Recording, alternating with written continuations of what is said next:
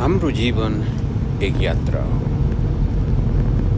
निरन्तर रूपमा चलिरहन्छ।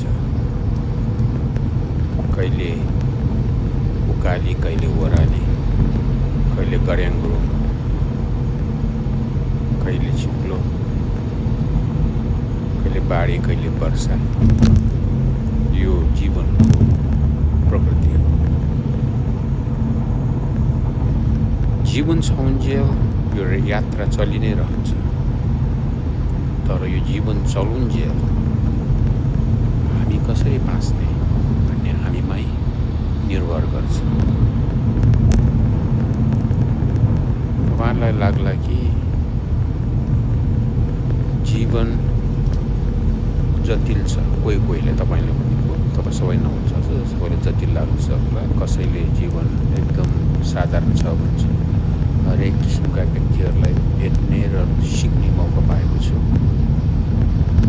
मेरो आफ्नो विचारमा चाहिँ जीवन भनेको जसरी हामीले सोच्छौँ त्यो नै हाम्रो जीवन हो। यो यात्रा चलि नै रहन्छ, चाहे तपाईँ महलमा बस्नुहोस् या झोपडीमा बस्नुहोस् या तपाईँ जेसुकै गर्नुहोस्, तर जिन्दगी चाहिँ हामी नमरुन्जेल यो क्रम जारी नै रहन्छ।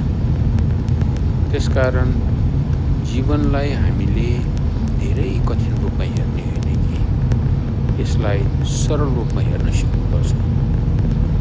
चाहे हामी खुसी हुन्छौँ या दुःखी हुन्छौँ, कुनै पनि चिज स्थायी रूपमा रहँदैन, सबै आउँछन् जान्छन्, यो प्रकृतिको नियम हो। त्यसकारण जिन्दगीलाई एउटा यात्रा सम्झेर हर क्षणमा हामी सुख र शान्तिले बाँच्ने प्रयास गऱ्यौँ भने हाम्रो जीवन धन्य हुनेछ।